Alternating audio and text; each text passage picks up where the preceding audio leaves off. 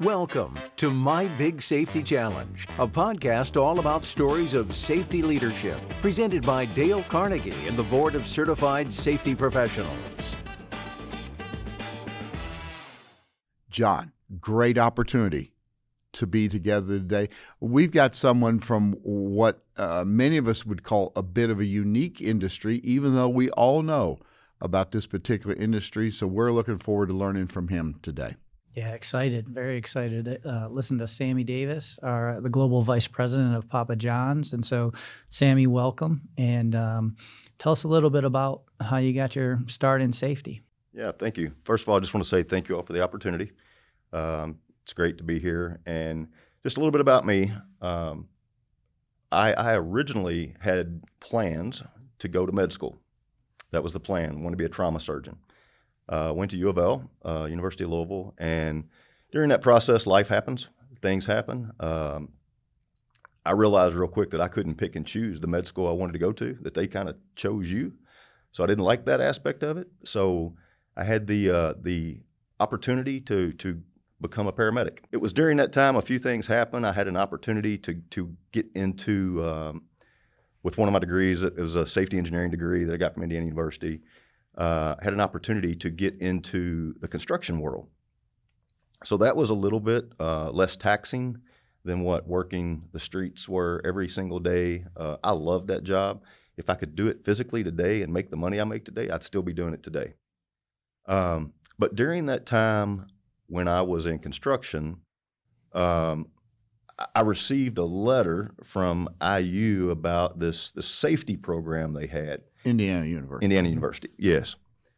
And I'll just be transparent. I thought, well, I know everything there is to know about safety because I've been a paramedic for years, so I know everything there is to know about safety. I can do this, and it'd be an easy degree, get through this, and be great.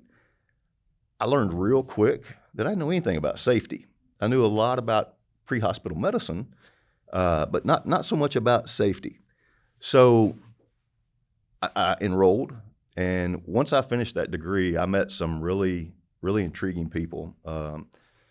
Dr. Earl Blair at Indiana University was a mentor of mine throughout the whole program. He was actually the one that convinced me to get my master's.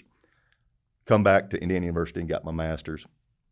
During that time, I took a leap of faith and applied for a director of safety position. Don't know that I was qualified, but obviously someone there felt that I was. And they chose you? And they chose me. So, one of the things that we'll talk about eventually is the business aspect. But, that was where I learned real quick that I really didn't know a lot about the business aspect of being a director of safety. They give you this thing called a budget and P&Ls. And like I didn't have Google or Siri or anything like that to say, hey, what's a P&L? So I had to figure all that out. So it was during that time, spent a lot of time at that company when I got recruited into oil and gas. Whole different arena. Got to travel the world with the oil and gas company that I was with. It was a great opportunity. But I learned more and more about what safety actually meant, who OSHA was, who EPA was, learned all that. At CETA, the company I worked for in oil and gas, I had the opportunity to work on an ERP. And it was a redevelopment of the entire safety program, entire safety department, the processes, everything. So fast forward a little bit, Kelly Harwish was the program manager. I was assigned a business architect, didn't know what a business architect was. So I learned real quick, the things like swim lanes and whose responsibility and RACI and all this other stuff. So this was all new information for me, and I'm like a sponge just absorbing it. And I'm like, hey, I know what the confined space standard is, but I didn't know anything about RACI, So it was a great opportunity. But what I learned then is the academic programs that we send safety professionals that they graduate college, they teach you a lot of the fundamentals, the standards, where to find things of that nature, industrial hygiene. Nobody ever teaches you how to put a return on investment plan together.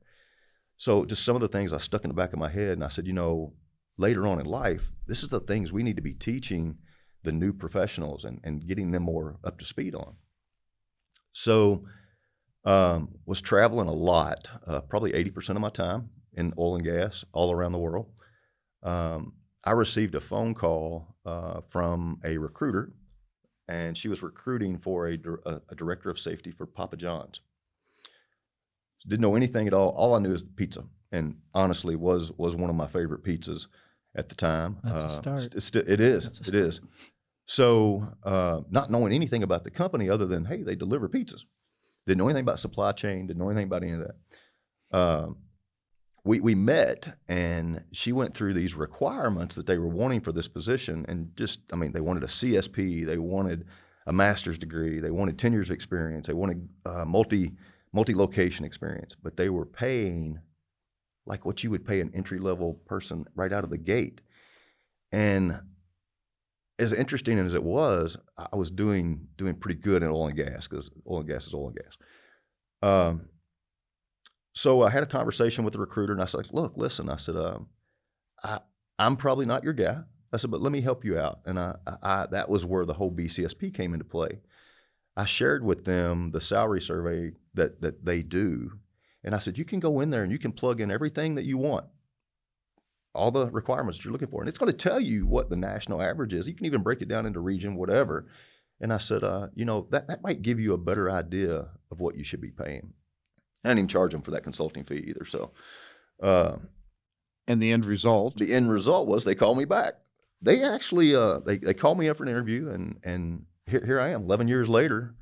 I want to come back to something that you said around your mentor strategy. As you know, that's something that is near and dear to my heart.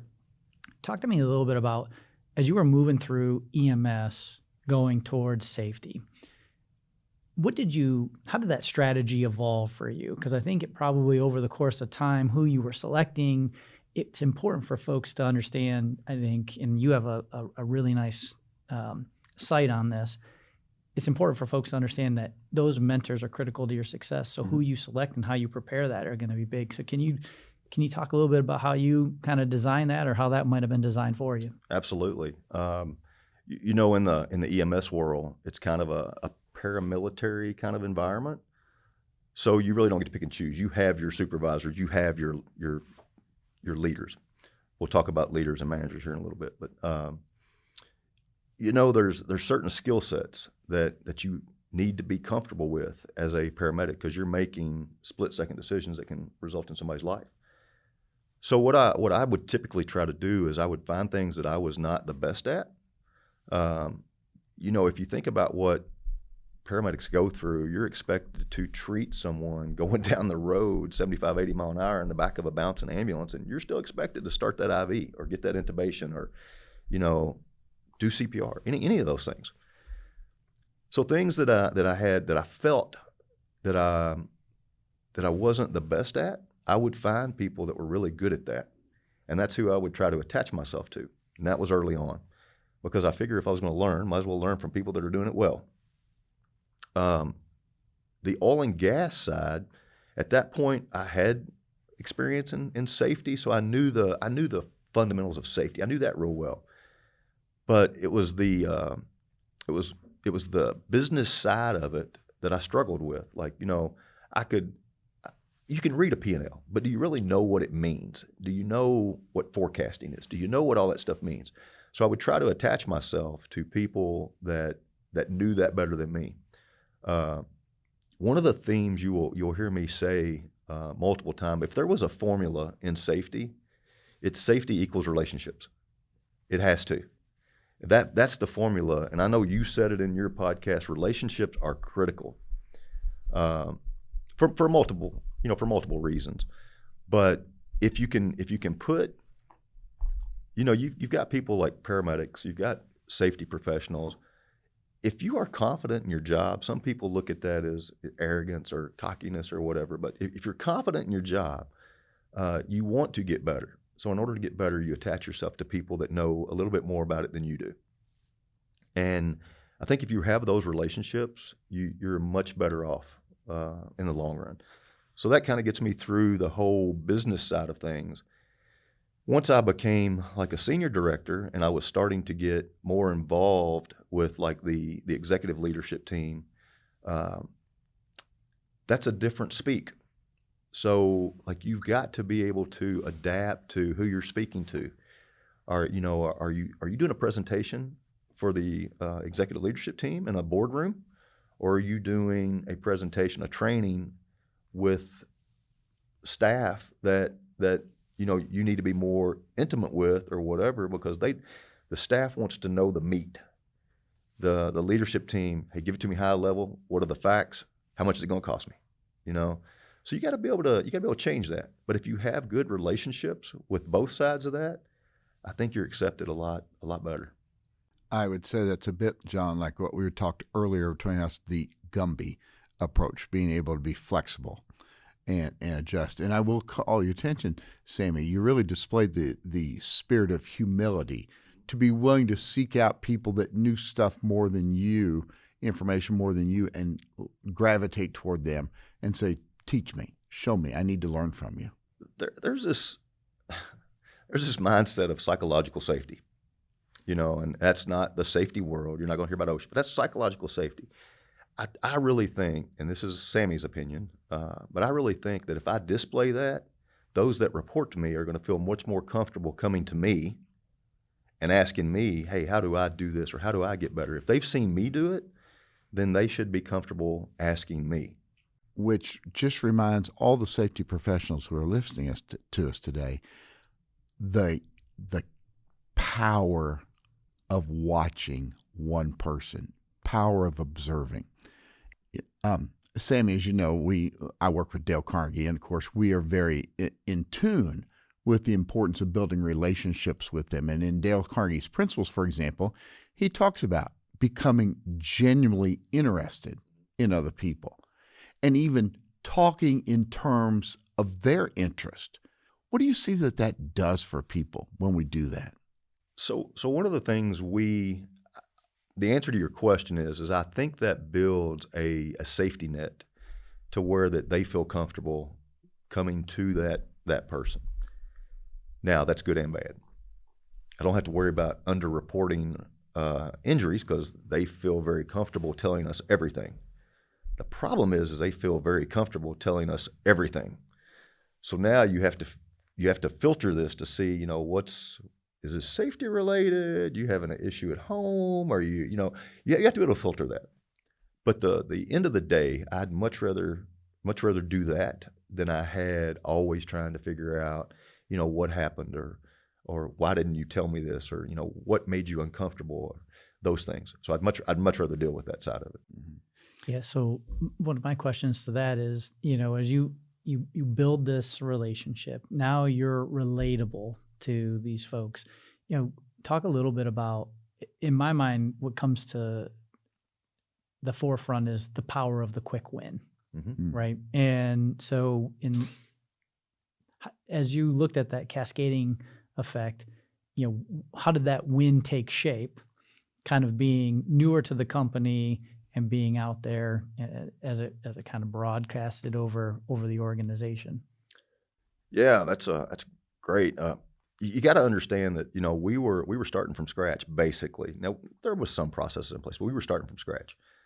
So we didn't have those relationships. So we were having to build those as we went. And I think putting that foundation in and connecting with the team members, I look forward 11 years, from 11 years back. I think that's why we've been able to do what we've done. And I think that's why if we ask a director to do something, or we ask an employee, their opinion, they're willing to do it. Now, don't get me wrong, there's pushback on some things, but for the most part, I've been in organizations, doing consulting or what have you, where, the safety person, they weren't even welcome to meetings because if we bring them in here, it's going to stall everything. And I think that's the kind of mindset we've got to get past. And I think to answer your question, we've done that. I feel like our safety folks, field, corporate, training, all that, I feel like there's a level of respect, may not be the right word, but there's a level of respect that when they ask someone to do something, even though if they don't want to, that they will do it. So that kind of brings me back to leadership because, when I was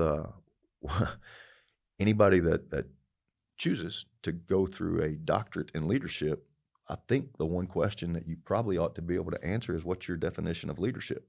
And yours is? So mine is the ability, keyword being ability, the ability to cast a shared vision so compelling that others are willing to follow you. I think there's this mindset of leadership is, it's appointed by title when it's really not. If anybody that's listening, if you want to know if you're a leader or not, just look over your shoulder. Are people willing to follow you? Mm-hmm. If they're not, you probably it's a lonely day in the park. It's a lonely day on the parking lot if they're not willing to follow you. Just stand there by yourself. Exactly. Right. So I think knowing that has probably been the biggest learning that I had in that whole journey of that PhD program. And Sammy, in my observations, there are people that are really, really good at developing a genuine relationship and a proper relationship with the working force. Some folks struggle developing that proper relationship with the C-suite and higher. Would you describe that? Give us some tips and advice that you've seen that could help people. Yeah, so one thing I would say is be yourself. I've seen so many people that they morph into a totally different human being when they're with the C-suite folks. I don't know if it's because you want to impress someone or try to impress someone, or if you just don't know. So be yourself. And then second of all, you don't have to impress anyone. They put you in this position for a reason. So you've already impressed somebody to be where you're at. So be yourself and just make them understand that what they're asking you about, you're the subject matter expert. They genuinely want to know your thoughts and your opinions. So don't try to overtalk them or talk above them or anything. Just give them the information they're looking for, and I think you'll be fine. Now let's just be open though with our folks though here. If we are not ourselves and if we're spending all our time trying to impress, what could be the potential downsides of that for people? Let's just paint the picture of warning so people see that. So I will start with saying, just to understand that they've asked you whatever the question was they asked you to provide information on. They ask you that for a reason. They don't want to know life history. And the one thing that I would say to any safety professional out here is, I've learned working with our past couple of CEOs is it's best to tell a story. Tell a story. So, one of the notes that I had taken off John's off yours was, associating this with the people and telling a story. So regardless of what you've been asked to do, don't just go in with just bullet points and reading the PowerPoint or whatever. Tell the story. Why is this important? How is it going to impact employees? How's it going to impact the C-suite? How's it going to impact the organization? But tell the story and relate everything back to that. Some people are afraid, though. They say, story, that's too much like Jack and Jill and things like that. What's the power of the story? Well, you asked me what worked, so I'm telling you, telling the story works. Why does the story work? But I think most people relate to that. If you're dealing with a C-suite or a board of directors or something like that, every day they spend in the office is dealing with high-level conversations and numbers and strategies and this. They don't get a story from the team members. So when you have that opportunity, tell them how it really impacts the company. And I think you, number one, I think you gain a little bit of recognition from them. You asked a minute ago, what's the downside to this? So I'll give you two. There's a positive downside to this. One, if you do it well, they're going to continue to expect it. So they're going to ask you to do it more often. If you don't do it well, you will know because you won't be asked to do it again. So Quick feedback. Quick feedback, exactly. Obviously, I love this part of it. The one thing that, to your point around the storytelling and the advice, and I'd ask for your feedback on this is, going out, making sure that you have a story, but what your story really is here's where we are, here's where we want to be, here's what I need to get there, and here are the benefits. Mm-hmm. And, framing it in that, is that kind of what your takeaway would be for advice for folks that maybe don't have oversight to their story as they're giving these presentations? Absolutely. You're spot on. One of the challenges with what you just said is part of that story is, what do I need to get to that end of the road? And I'm going to go back to this business piece of safety. One of the challenges that I think academia has in the safety profession, you can look at just about every curriculum around the U.S. that has an occupational health and safety program. Some offer a minor in business. They'll offer that. Some offer an economics class. But you don't get a lot of that business acumen during your college courses in safety. But yet, here we're sitting here talking, how is this successful? Well, you have to be able to go in and explain to them why it's important, which I think you can do. You have to be able to explain to them how I'm going to get there, which I think you can do. But then you have to explain to them the numbers, the return on investment. Why is this going to benefit the company? And what's it going to cost us? And how are we going to get our money back? So that's a huge thing. So I'm glad you brought that up, because I wanted to come back to it. Two kind of thoughts I'd be curious your input on is, one, how can we as senior level professionals influence the academia, and what does that kind of relationship could look like? When I think about what you're talking about, business, marketing, communication, 3 core skills that don't necessarily show up in some of these accredited programs.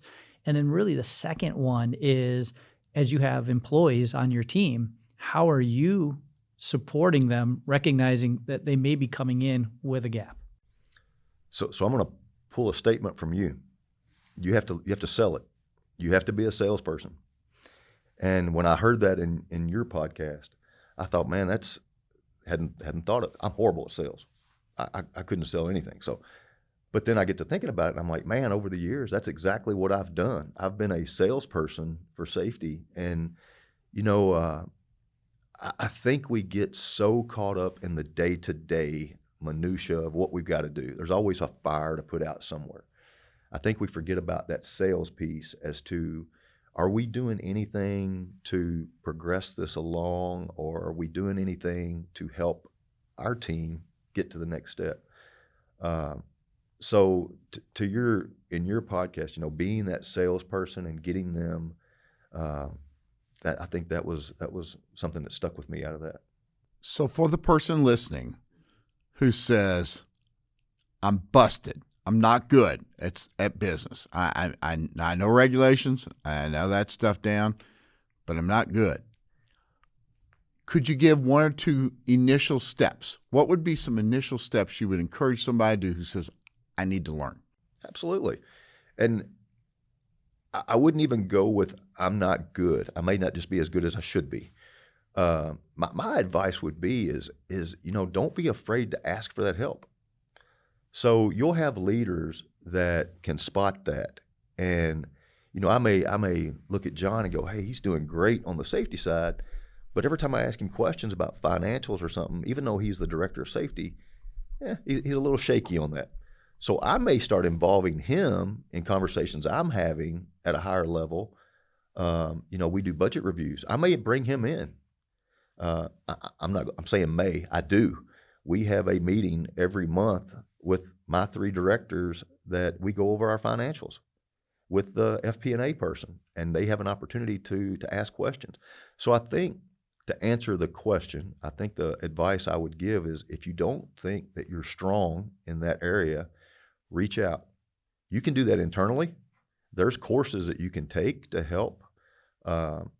Again, I put a little bit of this on academia because we don't prepare them. So you sometimes have to go out on your own and do it yourself. So there are courses you can take. But man, there's so many resources in-house that you can touch on. And many times, different people, and we talk about being somebody mentoring somebody else, there are different people at different levels, some who just say, I'm too busy to help out.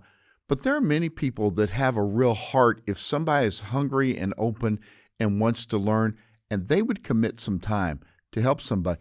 It just takes a measure of humility to say, I could be better at this. I'm not as good as this. I need some help. What would you suggest to that internal person?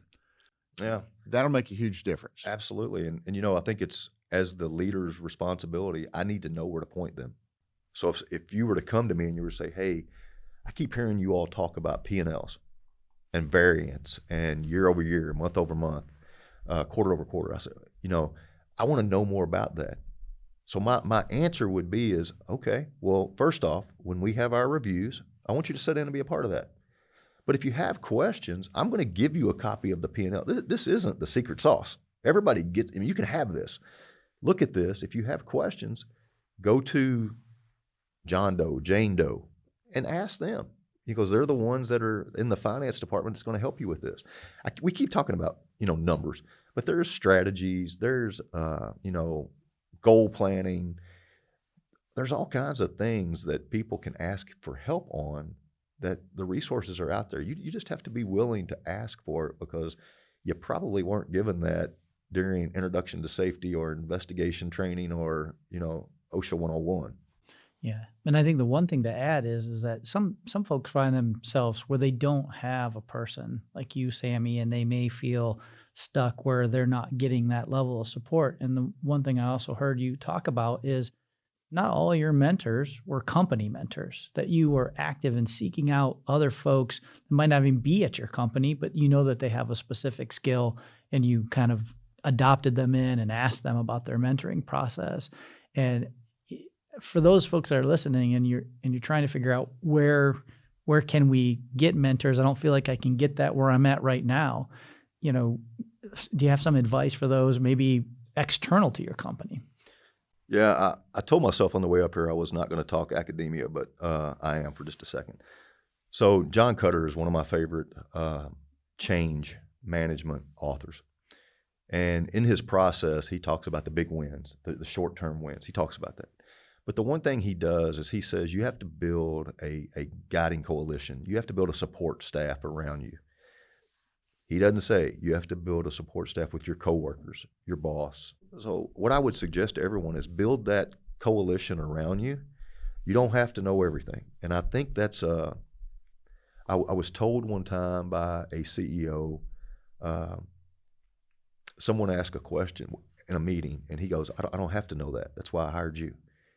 So, it's you don't have to know everything. I think safety professionals, we want to know, we don't want to be put on the spot. So when we're asked about standards, you just have to know where to find it. You don't have to be able to recite it. And I think that's important. You don't have to know everything. Just have a resource that you can tap into to get the answer. So the idea I'm hearing you say is set aside your ego and be willing to say, ask. Yeah, and I'm just going to be real transparent here. I think if you ask anybody that knew me 10 years ago, they're surprised that I would even say set aside your ego, because I was told once I exuded a lot of confidence. That was a very that was a very tactful way to say you were obnoxious. Absolutely. That's kind of what I thought. I was like, okay, I like the word. I can go with that. So you're right. We've got to put if we want to progress this profession, and we want to, hey, let's just be clear. We're all not going to be here forever. So there's people that's going to step into our shoes at some point. I hope we're all really good at succession planning and preparing that person.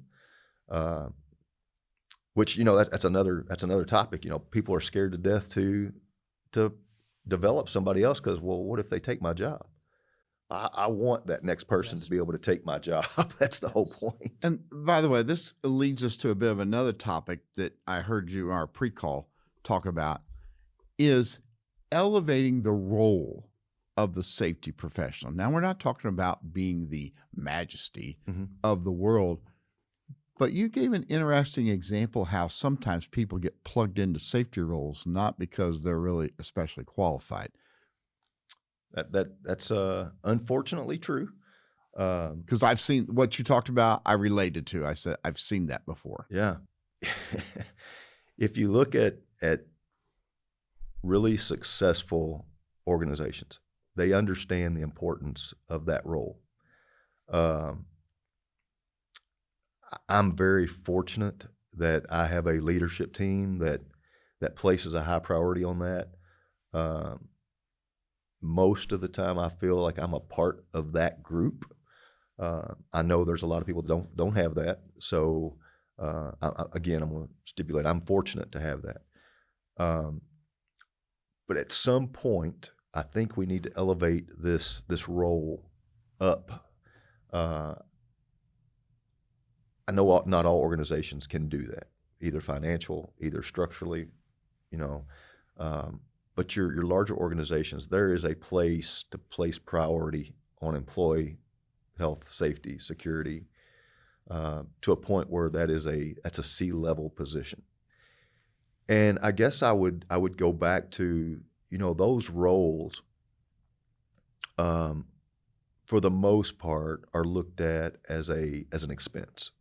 We're not making money for the company, but I would argue that and say we're saving you. We're not costing you money. We're saving you money. You see these CEOs that's in the magazines, that understand safety, and I know ours. He's been amazing since he's been there, and I've got a great relationship with him. But you see these CEOs that understand safety, and they want that information. So you remember as a kid, we played the phone game where I would tell you something, you would go whisper it in your ear, you'd go whisper it in somebody else's ear, and then by the time it got back to you, the story's changed. Well, sometimes that happens. Like, they'll bring me something, I'll go to my boss and tell them, they'll go to their boss and tell them, and then eventually by the time it gets to the person that really wanted to know, although the story is probably relatively the same, all the details may not be there. Well, that can be fixed with making safety a priority on the leadership team. Now you're getting the information from the horse's mouth, per se. Yeah, and I think it goes back to safety as a value of an organization. Merle, you and I talked about CHROs and CISOs and chief sustainability officers and the spotlight different organizations are getting because of different world events or current events and how that shifts.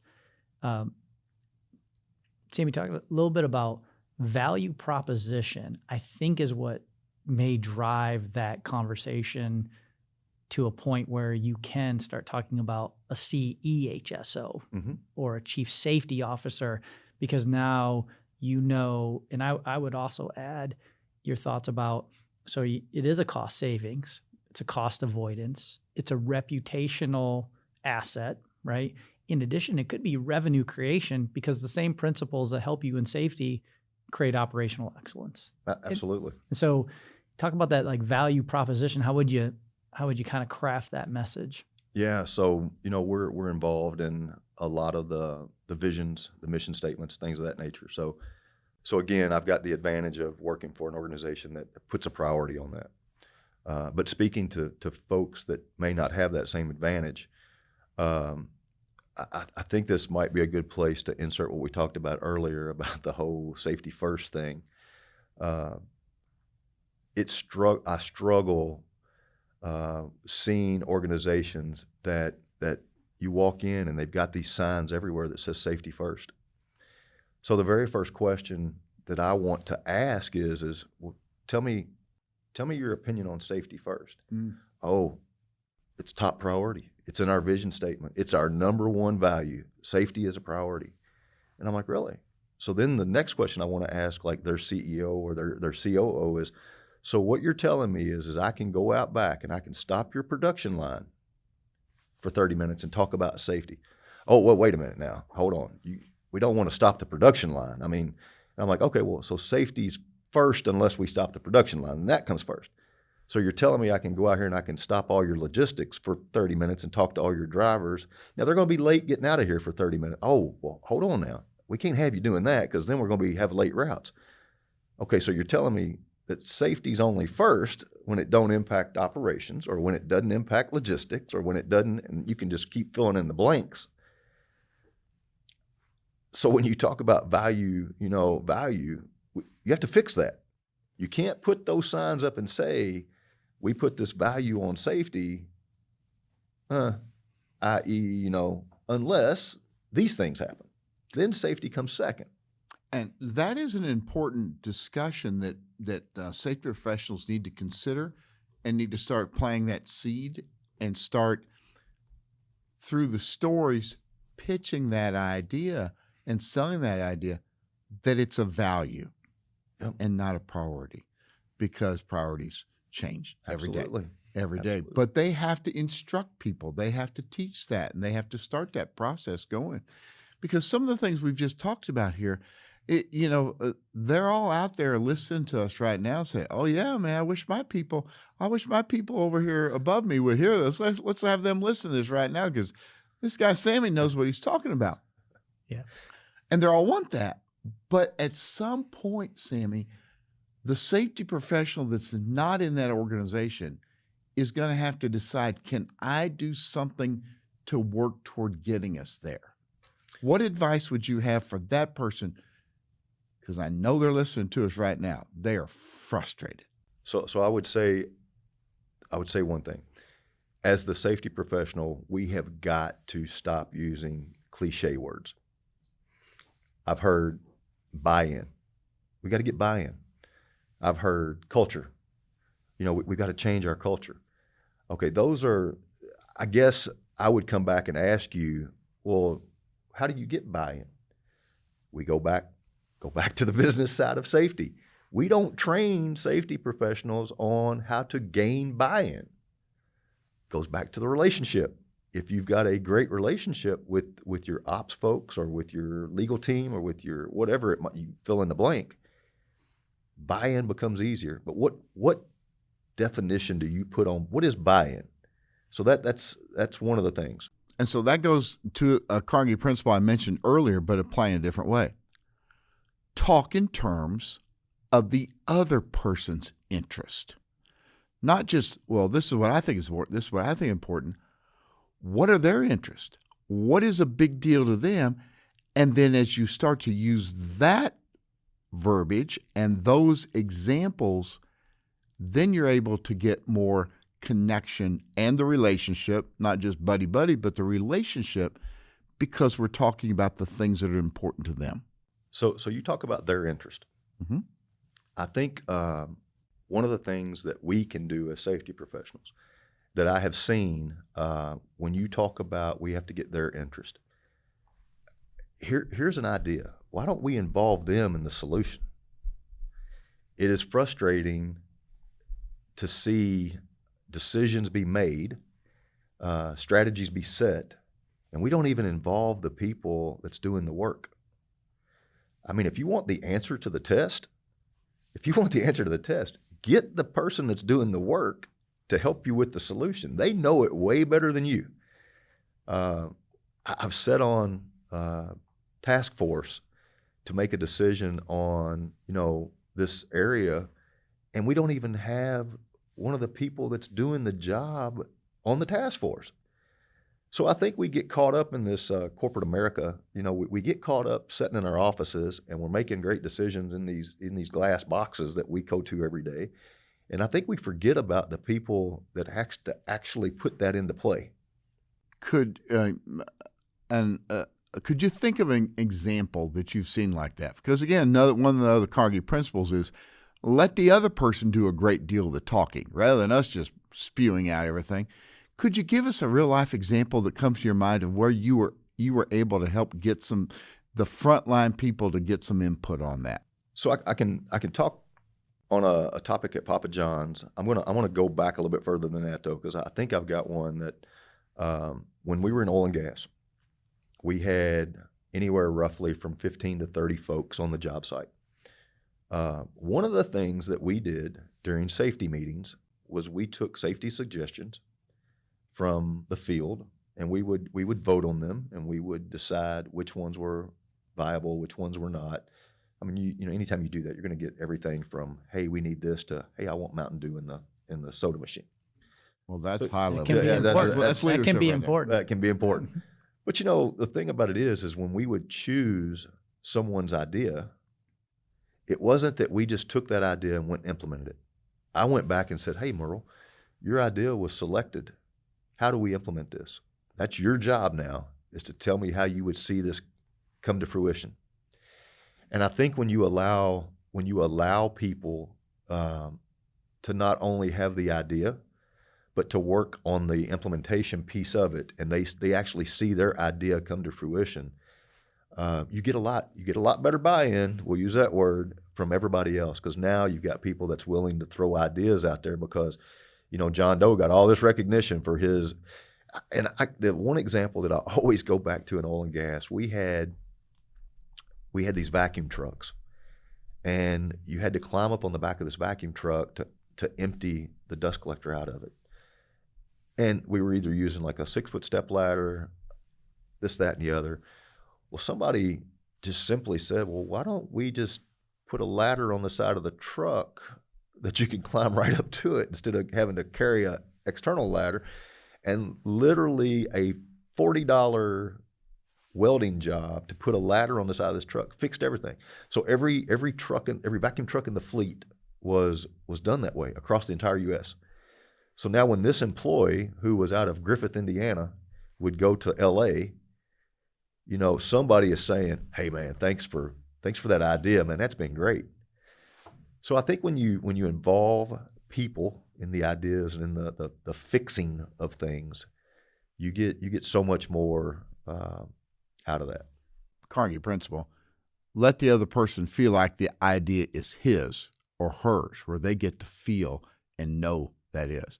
And one other byproduct that I could see for that is that certainly there are times they say, brilliant idea, yeah, but when they're saying, how could you implement this? All of a sudden they realize, oh, this isn't quite as easy as I thought it would be. But that's good, though, because then they see maybe why you hadn't done it before, because it wasn't that easy. That feels like what we used to talk about as the pigeon analogy.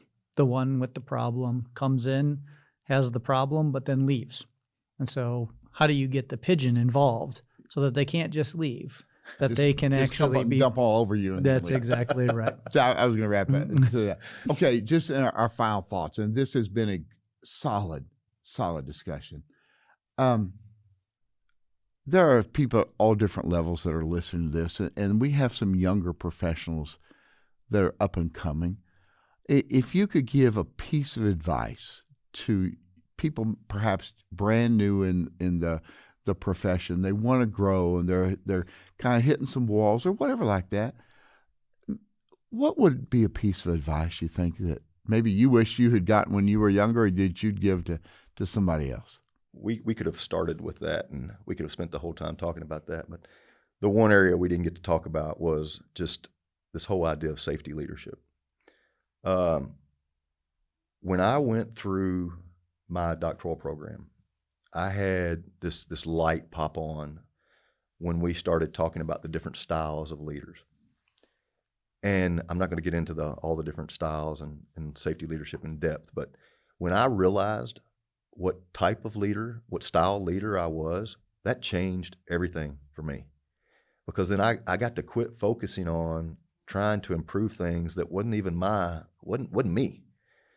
But when it came to transformational leadership, and if you look at safety leadership research, you'll see that comes up a lot. But influencing, motivating, intellectual stimulation, challenging your people, and considering each individual and not just the team, that changed the way I did a lot. So I guess my final thought leaving here was, man, just learn who you are, and don't worry about the ancillary stuff, because that's going to come. That's going to come. But learn who you are and learn your style of leadership. And once you know that, then you can start developing not only yourself, but then you understand why you're making the decisions you make and why you're the way you are, and maybe why people don't relate to you or why they do relate to you. But understand that. And that willingness not to try to imitate everybody else, to say, absolutely, this is who I am, I'll develop who I am. That gives people opportunity to lead and to be themselves. Yep. Thank you so much for this time and opportunity to be together. Well, I appreciate it. Thank you, Sammy. Appreciate it. Thank you. We were very fortunate to have Sammy come in, and he just gave us a broad variety from his experiences of paramedic, construction, safety, into oil and gas, and then into the pizza world. Well, one of the things that I noticed that he really emphasized was the idea of let's let the people have their ideas. Let's draw the ideas from the people. Let the people feel like the idea is theirs. Because when you do that, it's like the baby, man. This is my baby. It's beautiful. I want it to go. That was a great thought that he gave to us. Yeah, no, and I think for me, it was very clear how precise and methodical he was in his professional development. And, you know, the one thing I think, Merle, that stuck with me was this concept around a guiding coalition and how important that was for his growth. And so that's something that I'll take away. Great lessons for all of us today. Absolutely. Thanks for listening to My Big Safety Challenge, a podcast produced in partnership by Dale Carnegie and BCSP, with your host, Dale Carnegie Master Trainer Merle Heckman, and John Fisher, Director of Environmental Strategy and Corporate EHS at Duke Energy Corporation. Executive produced by Joel Burgai. Directed by Giachi Liu. Edited by Jared Gr.IOSH and Kyla Anderson. Editorial support from Brandon Mohawk. Social media support from Braylon Morgan. Consulting producers are Colin Brown and Mark Sullivan. To have new episodes delivered directly to you, please subscribe on Apple Podcasts, Spotify, or wherever fine podcasts are downloaded. If you'd like to share your story of a safety leadership challenge you faced, email us at info@mybigsafetychallenge.com. See you next time.